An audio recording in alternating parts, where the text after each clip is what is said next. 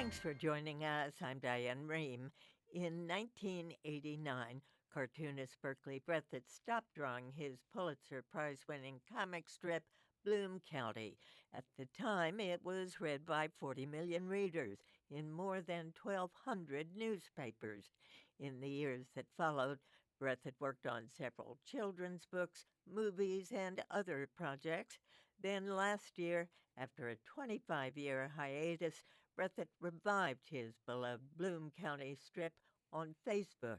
He says the decision was partly inspired by fan letters he received from another Pulitzer Prize winner, the late Harper Lee. His new book is titled The Bill the Cat Story, and Berkeley Breathitt joins me in the studio. We are video streaming this hour, so you can see Berkeley Breathitt for yourself. Watch the conversation. Join us on 800-433-8850. Send your email to drshow@wamu.org.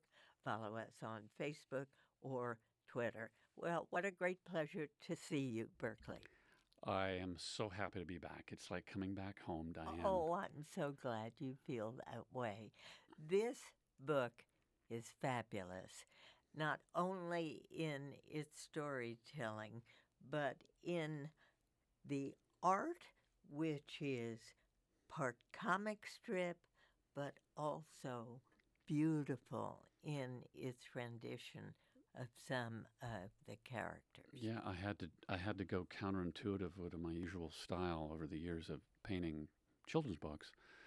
Per the demand of the publisher, he was totally right that we were doing a Bloom County book. I've had opus in children's books before, and I approached it as a children's book and not as a cartoon book. And he lived in his own world that had nothing to do with Bloom County and the attitudes and the snark and the attitude and the point of view of a cartoonist. And this time we wanted to try a pure Bloom County. This is the first Bloom County children's book, a picture book, with the least predictable children's character probably that I could have concocted, which is a lobotomized cat. So I laid down the challenge for myself, and I couldn't help but do my usual painterly thing. But this time, the readers will see they should have an organic experience from reading the new collection of my comics to going right to this book and see that it comes from the same universe. But Berkeley, take us back to the 80s when, this strip was so popular. I mean, I could not wait to read it. Wow, you're very sweet. Each day. Well, I mean that. And then all of a sudden you decide, I'm out of here. How come? It was funny. It all happened to the three of us, Gary Larson and Bill Watterson and myself. I was the first, and then shortly after, they all quit as well. And I think it was a combination of, but we realized that the 80s were ending, an era was ending for the comic page that was attached to the era ending with newspapers. And I think we sensed that. But we had introduced sort of a new wave of attitude and approach to comic strips that didn't lend itself to decade after decade after decade of production. Blondie was started in the 30s, and it may still be there today. I don't know. It is. Is it really? Absolutely. Okay, well, we were destined not for that future, and I think we knew it. And our stuff was so immediate that if we weren't charged every morning to do it, it wasn't going to get passed on to our kids and family members, or passed on like they do in the corporate circles, where they give it to other people to draw. That wasn't going to happen. So inevitably, after 10 years, for all of us, we had, I think, exhausted our enthusiasm level. And our fans were going to sense that. I think all of us thought that. Exhausted on a political level, exhausted on a creative level. It was we were cartooning on an intensity that when you're writing, most of these cartoons used to be done 6 months in advance. The cartoonists hired writers, and they had boxes of gags, and they would pull out and they would execute them. It it was like electricity being dumped in people's homes, and the rest of us were picking up the day's paper or in Bill Watterson's case, exploring childhood. And you can do that for so long. I think he sensed, he can speak for himself one day, um, he had probably explored childhood to a extent that was going to start repeating itself eventually. His strip was really narrowly focused on a life of a little boy and the pressures and the fantasies involved. Mine was more political and whatever else, but I think we all had a time, we all had a maturity date, and I sensed that I was reaching mine, at least for a 25, 28-year-old, which is what I was at the time. 28 years old you were at So I the left time. a child. Exactly. And then you start receiving several fan letters from a very famous recluse. Yeah, and I like this because I'm a narrative freak. I love story. It's probably why, it's one of the reasons I did quit the comic strips. I wanted to get into a storytelling medium that was more adept at storytelling than a comic strip, which is slow motion storytelling. And I got into children's books and movies and such. But I love a great story. I love a great circular story, beginning, a middle, and a great ending. And I got in the middle of one myself for a writer with this. And this is the story. In 1967, a 10-year-old boy who fancied himself a future writer and an artist, maybe, wrote a fan letter like everybody else in the world to a Harper Lee, who he had been assigned to read in his fifth grade class, and that letter was returned to him, and inside the letter, and I still have it because it was returned by the publisher of Harper Lee. She was not accepting fan mail, and never answered it. He wrote, "Not only did I love your book, but please give us more Mockingbird. When are you going to do the next book? We want more. I would like more. What's going to happen to the characters? Please don't let them die." That letter came back to me and the rest of the class. We got all the letters back because they sent them back. Jump ahead 15 years, and I'm drawing I'm facing having to draw a comic strip, and they told me, draw whatever you want. I went back to the biggest influence I had as a child, as a creator, as a writer, as an artist, which was Mockingbird. So I designed Bloom County as a reproduction of Macomb County, Alabama. Wow. So it's why my action didn't happen in a city. It didn't happen in an urban environment. It happened in my version of her town, with children, with father figures. The rest of that, she totally informed Bloom County. Jump to 40 years. Do you think she had any idea of that? No, I don't think she was a None. creature of irony. Okay. So 40 years after I wrote her that letter, Right. it came back to me. I get a fan mail, and it's signed with love, Harper Lee, and in it she says, "This is a message from a dotty old lady. Please don't let Opus die. We want more Opus." So 40 years later, the woman who inspired and informed my art, who wrote Nobody, wrote me 40 years later saying, "Whatever you do, don't stop your characters. Let them live on." And to this day, I don't know why I didn't write back a very gentle nudging her as to, I'll bring back my characters or keep them going if you bring back yours, Miss Lee. And I didn't think to do that. And we carried on conversations for the next 10 years. Really? Yeah. Sort of writing back and we forth. wrote back and forth. She was imploring me to go back to Bloom County to make it live again, and not to let my characters die. And what happened to you when the prequel to, we assume, To Kill a Mockingbird came out? That's exactly the instigation for my return. Is when that happened, I found it outrageously offensive that they were doing this. I knew that she wasn't in a position really to probably make an informed decision on that. I think she was less, a kind word would be, inspired to do it by less than savory sources. And she was, what they were doing, what the publisher was doing, was risking her entire franchise of characters. All of our love for these characters with something that all writers know, which is our sketch tablet that's not supposed to be published. She wrote all this before she was ready to, and her editor knew it, and he told her to go back and redo the book, and she did, and she came out with Mockingbird. Great movies all have pre-versions of them that we don't need to see either. And what it was going to do was leave a new generation of people with the wrong impression of what these characters were. Did she ever talk to you about that prequel she had in her drawer? No. And I think at the time, if I even asked about it, she would have said, without a doubt, no, this is going to remain in my drawer, as it should. These characters live on in people's imaginations the way that they came out.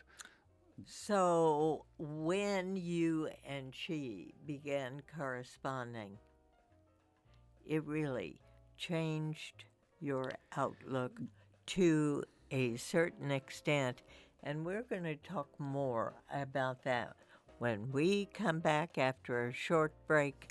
Burke Breathitt's new book is called The Bill the Cat Story. Stay with us.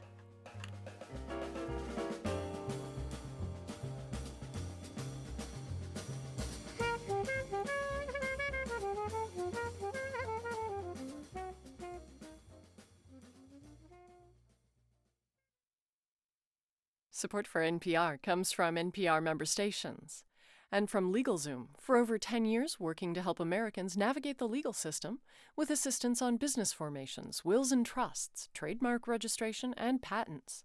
Legal help is at LegalZoom.com.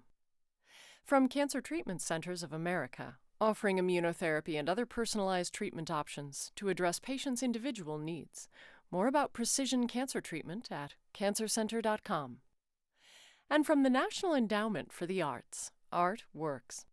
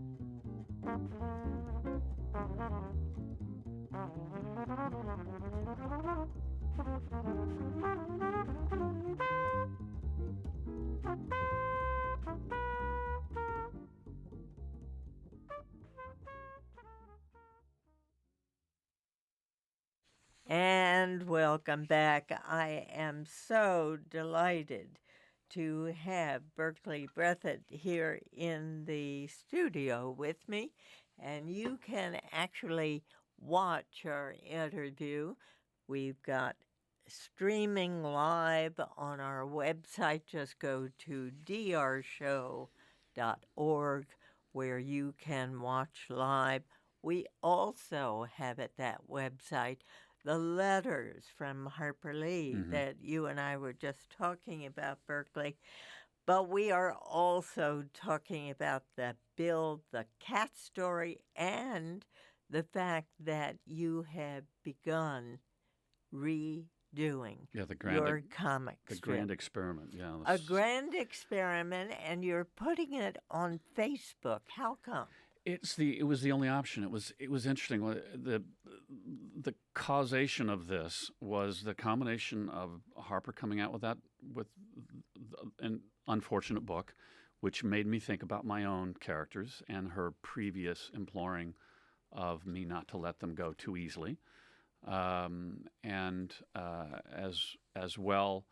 Donald Trump's return. It wasn't just because I wanted to draw about Donald Trump, which I'm not doing anymore, but the swamp from which he rose is so interesting that I didn't want to miss out on that. And on top of that, an interesting result of the book that we were here talking about a decade ago, that I did called Mars Needs Moms, and that was turned into a $160 million movie by my favorite studio, Walt Disney, directed or produced and made by my favorite filmmaker, Bob Zemeckis. and turned into one of the worst catastrophes in Hollywood history. So, so those three things came together in a perfect Oh my moment of gosh. synchronicity. Oh my And God. I decided within about 5 minutes to do what I had pledged never to do, ever to do, is to go back to Bloom County. And suddenly it seemed like a good idea. So, what's been the experience so far? So it's been extraordinary because it's on Facebook, which is hugely limiting and an opportunity. Absolutely. It is a strange combination, a yin and yang of. It's created a community that I never had before with my readers, an organic circle of creativity where I post something within minutes. I'm hearing from people how it affected them, how they thought of their parents when they read the strip, and how maybe a joke that they used to share with them with my old characters, and those responses, that feedback is immediate, which is brand new. In the old days, I didn't hear from my readers. I barely knew intellectually, emotionally that they were there. I sent them off from my den in the mountains of Colorado, and I might see them on a book tour, but that's as close to meeting them as I had. Now I hear from them constantly, and you can see it affect my writing. I mean, you wonder how Dickens would do if he was writing. He used to write his novels in serial form and post them. Right. What if he heard from his readers immediately upon posting that chapter? Well, but are you saying that hearing from those readers somehow changes? It does. It's both, and as you can imagine, it's both dangerous and an advantage. You don't want them to inform you the wrong way, and you might take a larger import from a comment than you should, and then adjust something emotionally about the next time you go back to That's going to affect your creativity. But you know what? Their enthusiasm is what the artist in me is feeding off of. When they respond to something. For instance, when I drew Opus for the first time in 1982, I did it as a throwaway gag for 3 panels. I didn't hear until 6 weeks later, until some mail came to me, that the character meant anything to anybody out there. And suddenly I was going backwards and trying to catch up. Well, you listen to your readers, and as slow as that was, you don't ignore that kind of response. So Opus is back. Well, Opus is back, and I didn't know when I dragged those 4 panels out from 25 years ago whether I knew how to fill them again. That 4-panel structure of writing was something that I hadn't approached since I was 27, and it was both terrifying and intriguing because I didn't know that I could do it, which is why I did it quietly. There was no press, there was no interviews, there was. Drove my publisher crazy that I didn't do what classically you would do, make a big deal out of this. I just posted on Facebook and wondering if anyone was going to notice. And a few people noticed. A few people noticed. And we should say that Opus makes a very, very sweet appearance in this book. The Bill, the cat story. Yeah, I couldn't leave him out entirely. You couldn't. Of course you couldn't. Tell us about this story. It's an origin story for one of my odder characters, and he's probably the least predictable character for a children's book because he has no personality due to the fact that he was lobotomized as a young cat. He's sort of like Chauncey, the gardener. Chauncey Gardner from Being There. One of my favorite movies, probably the inspiration for Bill the Cat, which few people would probably guess. I love the book. I met the author at the time and realized that he had stumbled on a paradigm that we're almost living through right now, is a blank slate that is being put in a position of incredible power and opportunity due to the fact that we project everything onto him.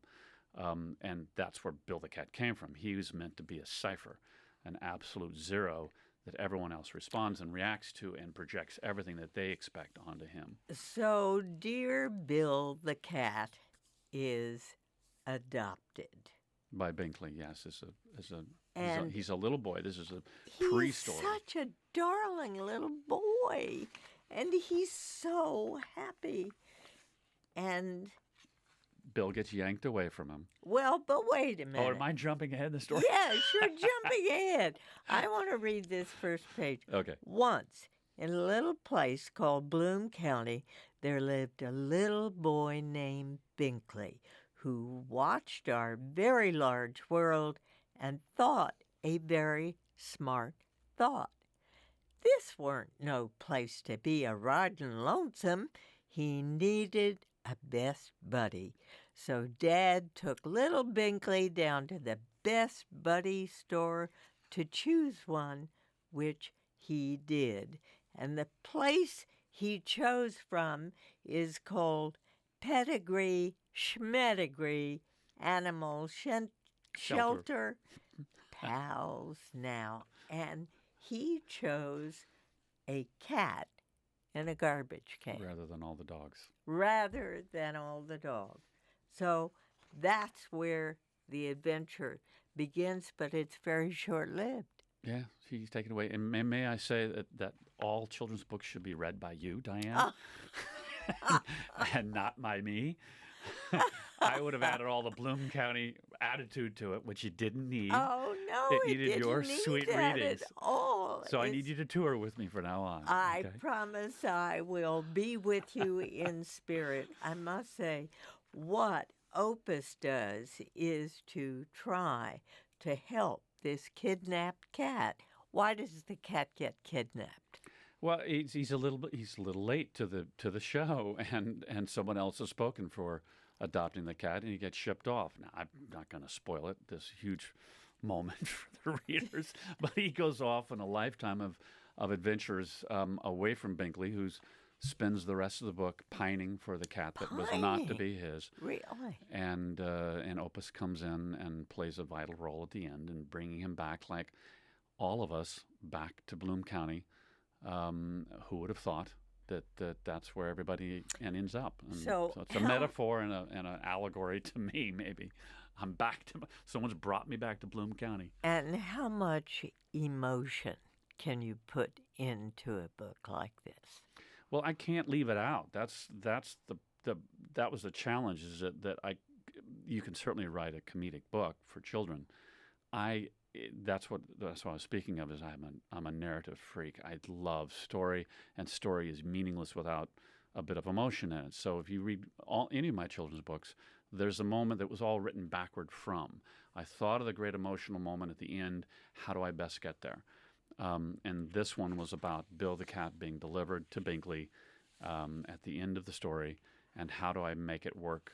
How do I make this character work that actually has no emotion built into him, which is the opposite of what you do to a children's character. All right, here's an email from Mike in Delaware.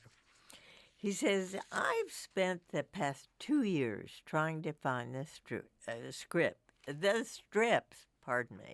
where Bill and Socks are shacked up together in a cheap motel. Well, now we're in trouble with the children's publishing industry. Right. He says, I'd make a nice donation to Charity of Choice if you can help. And in parentheses, he puts, hunting liberals still causes me to fall on the floor and roll around laughing. He's quoting a 29-year-old comic strip. Okay. Do you know how amazing that is, that people remember lines that you wrote from a lifetime ago? Yeah. And I get that all the time. I can't remember anything I wrote 3 days ago. And I walk out of this studio and can't remember what I did 15 minutes ago. Well, we're in the same boat, Yeah, Diane. exactly. But it's like having your listeners quote a line, something you said, right. a lifetime ago, and right. and that's part of the realization I had just a year ago, that the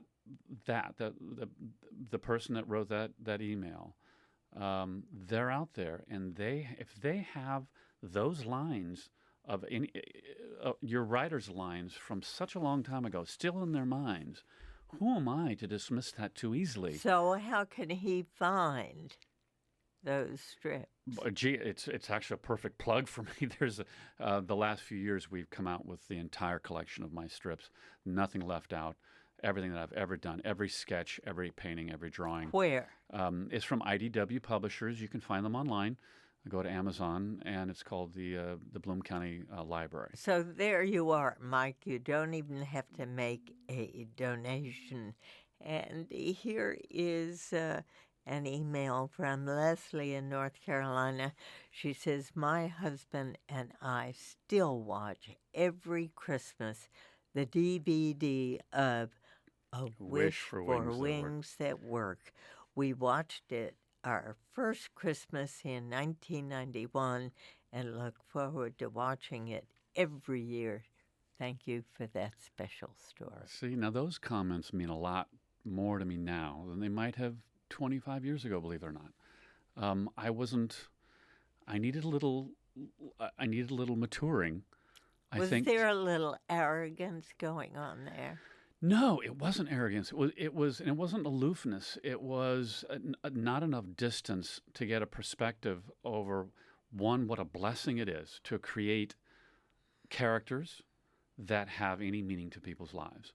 At 25 and 23, I don't think, short of To Kill a Mockingbird, there weren't any characters that meant anything to me.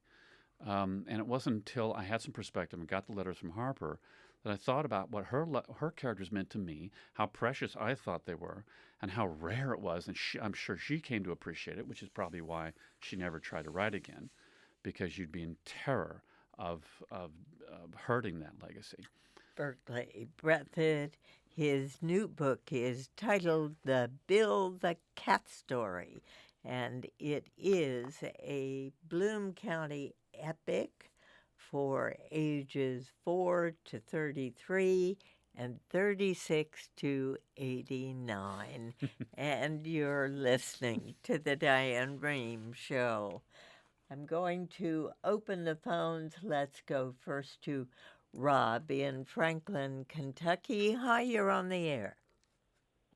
Hi, Diane. Hi there.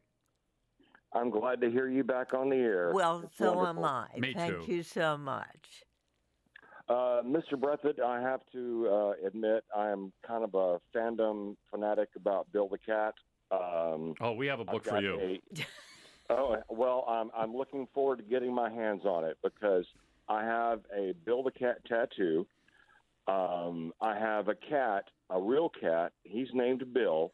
And I also have an internet radio station that I run, and we're currently running the Bloom County campaign, Bill the Cat for President. Now you're scaring me, Rob. No, that's fantastic. And you know, you're the reader and the fan that I suddenly came to appreciate later in life, and it's why it's fun to do it now, because I know you're out there. Oh, that's just terrific, Rob. Good for you. And someday, I bet he wins. Here's a tweet asking whether Berkeley Breathitt is going to bring back Rosebud the Basilisk. Well, it's there. They need to check. In the last couple of weeks, I brought back Rosebud. And that was one of my favorite characters because I'm an animal lover and a dog lover. So Rosebud is a dog that can't quite be a complete dog, as being half wild animal. And he'll no doubt show up in the Pedigree Schmedigree Dog Pound as well, looking for adoption. So the answer to that is catch it on Facebook because he's there in the next couple of weeks. All right, and to Mark in Lenore, North Carolina. Hi, Mark. You're on the air. Hello, Diane. Hi. Your show is wonderful. Thank you so much. Thank you. Berkeley, I think about your ending the comic strip kind of like the day that John Lennon was killed. Oh, I cried. Well, It hurt that bad. well, thank you for that. I truly did. It and Calvin and Hobbes were the only things I read in the Sunday paper. And I've got clippings from both you and them at home, the colored clippings, stacks of them. I've got in boxes somewhere. And I love Bloom County. It actually helped me be who I am, I think, in a sense. That's a lot of responsibility. Yeah, bet. Well, I mean, it helped shape my ideas and thinking because I'm a tradesman, but I'm a progressive politically and socially and that kind of thing, which is kind of an anathema within the construction trade. but it just Opus. I used to get on birthdays. Friends would give me stuffed animals of Opus and stuffed Opuses.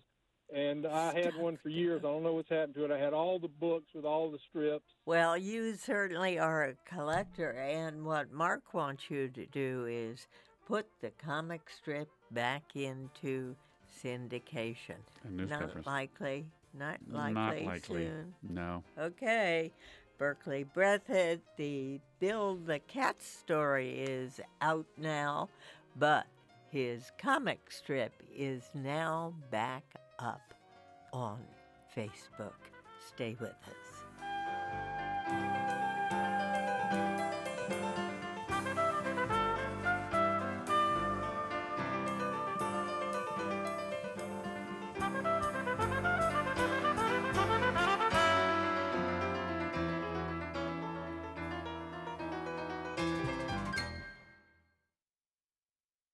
Support for NPR comes from NPR member stations and from Home Instead Senior Care, offering professional in-home care, support, and resources for families dealing with Alzheimer's disease and other dementias, including hands-on training for family caregivers. More at homeinstead.com/NPR. And from Indiana University School of Public Health, Bloomington, Public Health Reimagined, working to address 21st century health challenges, focusing on disease prevention, health promotion, and enhancing quality of life. publichealth.indiana.edu. On the next Fresh Air, Mark Wahlberg stars in the new disaster thriller Deepwater Horizon, about the last hours on the oil rig that sank after explosions and fire causing the BP oil spill. We'll speak with director Peter Berg about making the film. Berg also directed Friday Night Lights. Join us.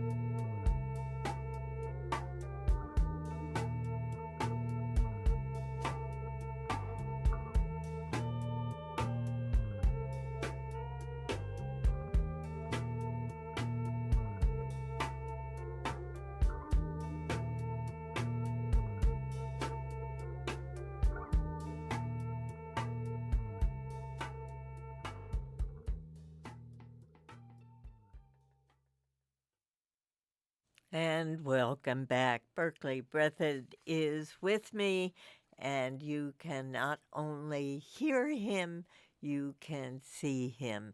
We are video streaming live this hour because of his new book, The Bill the Cat Story, a beautiful book in addition to being a Bloom County epic, and I really think you're going to enjoy looking at it as well as reading it. It's certainly a story for all ages, including mine. I just turned 80 last week. No. I did. No. I did, and I feel so great about it. Well, you look great. Thank you. You Except sound for a great. broken foot, I'm fine. I think your voice is stronger than it was a decade ago. Well, it's strong now because I just had a voice treatment. Okay. All right, let's go back to the phones and let's go to Stephen in Wake Forest, North Carolina. You're on the air. Hello there. This is a great day for me. Diane Ream and Berkeley Breathitt. Thanks to both of you for all your work during the years. Thank Diane, you. your eloquence. Berkeley, you got me through the Reagan administration. But anyway, I keep wanna getting tell you that about my- comment. I get that all the time. Do you? And it wasn't like I was spending the decade going after Reagan. In fact, I had dinner with him, so I considered him sort of a friend. But you were the perfect foil. I mean, that's just the way it was for me. Gentle foil, maybe. Yeah. I understand you gave him a picture that you drew of his wife. Well, he called me out of the blue because I'd put, in those days I used to Xerox little pictures, little portraits in the background. I remember it. And put Nancy from an old campaign postcard from 1975 or something. Great. And she looked young and good. And he called me the next morning in Iowa City to tell me how much he appreciated seeing his beloved in my comic strip. Huh. And I thought it was a joke, and if I could do Reagan's voice, I would do it, but I'm not going to try it on the radio. But it did sound like an imitator was on the phone, and this became a legendary story. And I'm Stephen, I'm stepping on your call, but it's a good story worth telling. I had just gotten, I just woken up and gotten out of the shower. And before he could keep going, I had said, "Mr. President, I think you should know I'm not wearing any pants." And if anybody comes to a presentation, I'll show you the drawing that Bill Watterson drew of his response to hearing that story, and is a drawing of Ronald Reagan standing at a phone in the White House, completely naked, saying, "Berkeley, I've got something to tell you." Oh, that's wonderful. So, that's boy, wonderful. I got away from your call. Yeah, Stephen. okay. Go ahead, Steve. Can I tell you about my favorite strip? Yes. Not only of yours, but of all time. Opus walks into the boarding house. One of the animals, I can't remember his name, the rabbit walks up and says, "By the by, Portnoy kicked off last night. We had him freeze-dried and put on the mantle." So Opus walks from the living room, and there's Portnoy, up in this crazy look on his face, standing up on the mantle. And then Opus is, standing there withering, and all of a sudden, Portnoy just jumps down and says, "You fish," and goes at him. And then the last panel is when Opus has leaned up against a chair, got his hand over his heart, and he says, "Friends can be such a mixed blessing." And that is one of my favorite all time. I just wanted to thank you for that. And that was about 25 years ago. Or Yeah, 30 years. I mean, see how it sticks. I am astonished. It sticks. Yeah, it does. And it's wonderful that it sticks. Let's go to Tampa, Florida. Hi, Margaret. You're on the air. Good morning, Diane. Good morning, Berkeley. Good morning. I started at the University of Texas in 1979, and I just wanted to let you know just how much we loved the Academia Waltz in the Daily Texan. Diane's she's looking at me like, what's that? He was the cartoonist for the University of Texas newspaper, the Daily Texan. And while there wasn't a whole lot to read in the newspaper, we loved the cartoon. We would pick up the cartoon every day to see what Steve Dallas and Kitsy were doing that day. Wow, And those are names from the past. It got a bunch of us that were theater majors through college, living sweet. in a house right in the middle of Fraternity Row. That was pre-Bloom County. That's where I got my chops. That's where I figured it out. We loved you. It was sweet. wonderful. Thank you so much for everything that you gave us. That was my pleasure. All right. And, Berkeley, when you hear this stuff, I mean, you really know that people are not only remembering, but also yearning for more. Is there any indication inside your soul that you might want to go back into a syndicated strip? It's a technical issue. I had to make the decision quickly a year ago. Do I go into syndication, which would have been lovely because you get instantly wealthy again, or do you do it for free and put it on Facebook and do it with a whole different paradigm? If I'd gone into syndication, I couldn't do both. I'd be in newspapers. You could not do both. No, I couldn't do it both. The newspapers wouldn't allow me to be posting it anywhere. So I'd be in a format that is declining and is diminishing, and it will disappear soon. It's got a readership that is declining as well. I'm certainly not going to get a new generation of readers discovering it in a newspaper. It just doesn't happen. I'm getting it now on Facebook. parents are showing them the Facebook page, and I had a couple of little boys at the book festival in Washington D.C. 2 days ago, and I'm not used to having children come up to me. They might be holding one of my children's books, but they were holding my cartoons that they printed out from the Facebook page, and they were looking up at me with that glazed look that all authors wish for from their readers, and calling me sir when they should have been calling me knucklehead. And I knew that I'd probably made the right decision because they had never seen a comic page in a newspaper before. Here's an email from Lynn who says, I love Bill the Cat. He was my answer to all the Garfields that people stuck to the windows of their cars. I bought a stuffed Bill and glued the stickers onto his paws and rode around with Bill the Cat stuck to my window in the 1980s. So glad to hear he's back. He was a response to Garfield, who, by the way, shows up as a cameo in this book as a pivotal story moment in Bill the Cat story. I love it. Here's an email from David. Just want you to know I still have my Bill the Cat Buyers Club certificate, having sent a self-addressed stamped envelope in response to one of the strips.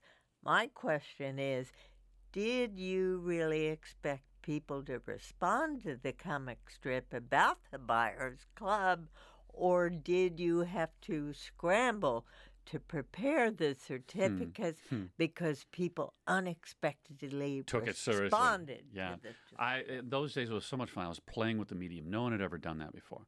So I put a coupon in my comic strip to clip out and send to me, and I'd send them back a certificate.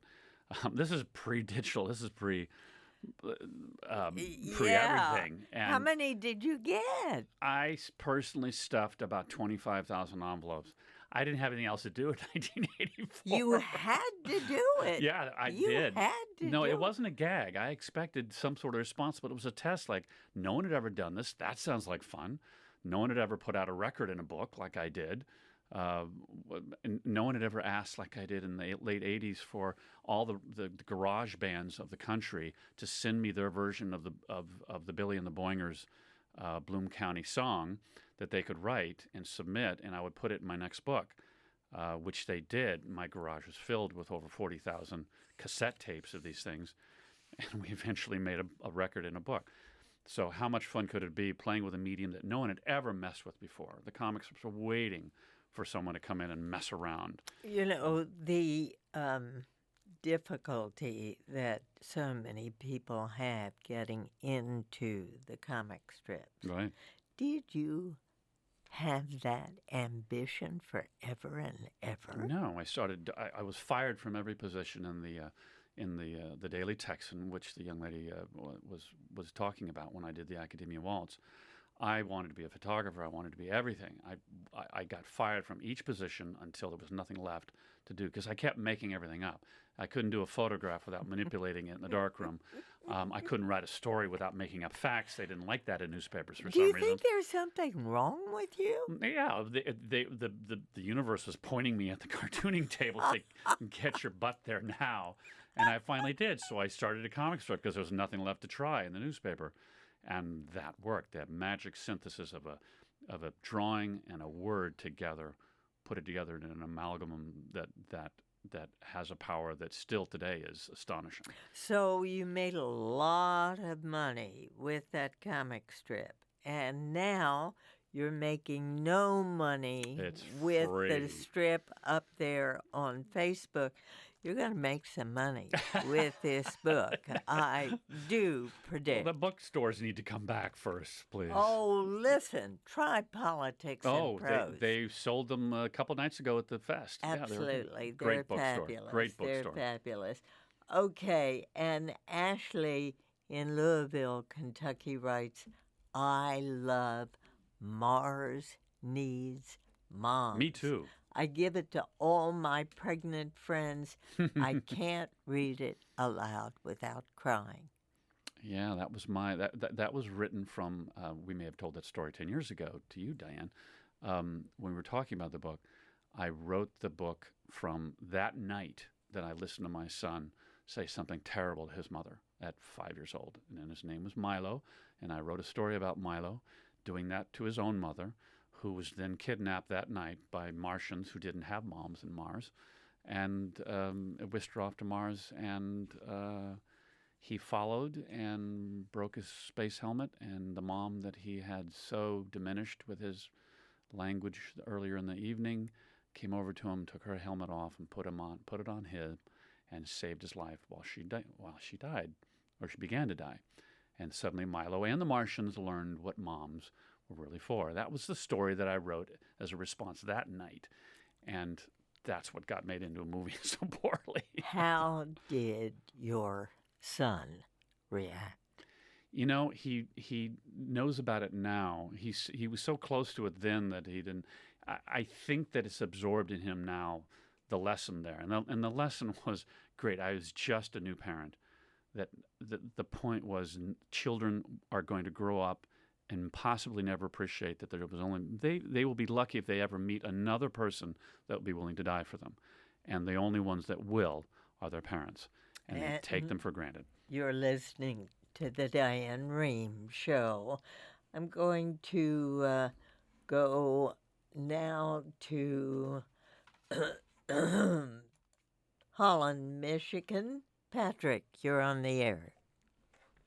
Oh, what an honor it is to talk to both of you. Oh, and thanks. I'm driving down the street giggling as I was trying to recall my favorite comic strip, and I'm not sure if it was Death Tongue or Billy and the Boingers. Or Steve they Dallas, were interchangeable. where I'm going to start laughing again when Steve Dallas meets with the record producer and he reads them the lyrics to "Let's Run Over Lionel Richie with a Tank." Middle of the road, man, that stinks. Let's run over Lionel Richie with a tank. And it cuts to the next panel, and the producer is sitting in front of an 8-foot signed picture to him of Lionel Richie. It's terrible that we laugh at our own material, Diane. It's great. Actually, it's probably as it should be, but it's still a little embarrassing. Absolutely great. But, you know, I am wondering where you think this Facebook strip is headed.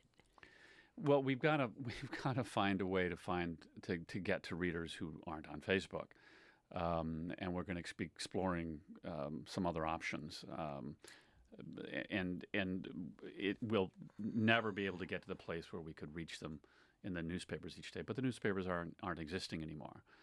And if the readers, listen, if they were seeing Bloom County on the back of a newspaper page that's now 13 inches wide, the strips would be so small and it'd be depressing.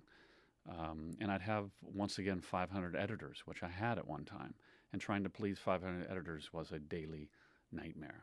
So Facebook is still a good way to do it. They will, if people don't know about it, and if they try it, they will see that there is a reward to being with other people of like minds. Patrick just called. He's meeting other people that get just that same jazz out of an old line from 25 years ago, and now he can meet them and talk to them and share it with them.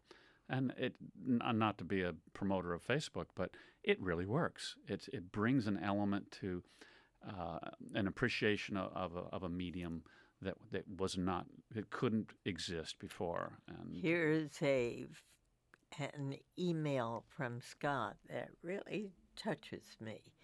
He says, some time ago, there was a fire in a comic book store in the Pike Place Market Oh, yeah. in Seattle. Sure, I know it well. That market. Sure. One of the survivors of the fire was a Bill the Cat stuffed doll. Sort of. Bill was quite a bit singed, and the store kept Bill in a place of honor.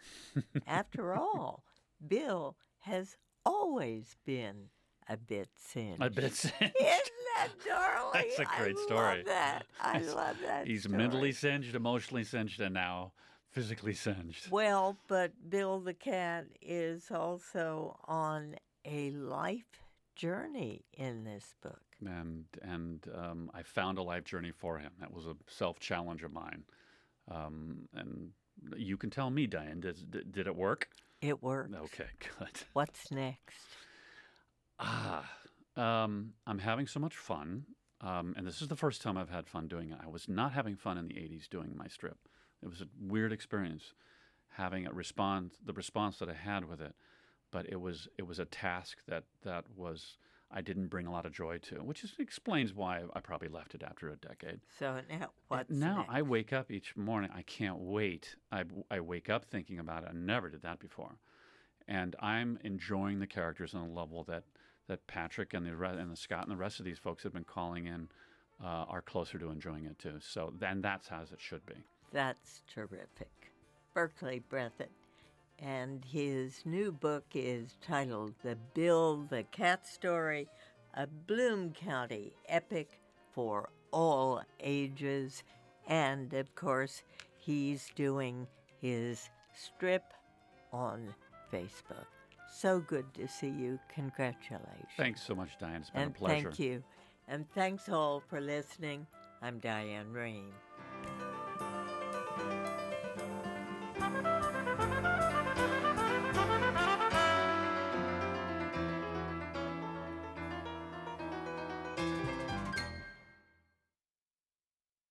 Support for NPR comes from NPR member stations and from the Lemelson Foundation, committed to improving lives through invention in the U.S. and in developing countries, and working to inspire and enable the next generation of inventors. More information is available at lemelson.org. From the John D. and Catherine T. MacArthur Foundation, recognizing exceptionally creative individuals. This year's MacArthur Fellows and more information are at macfound.org. And from the William T. Grant Foundation at WT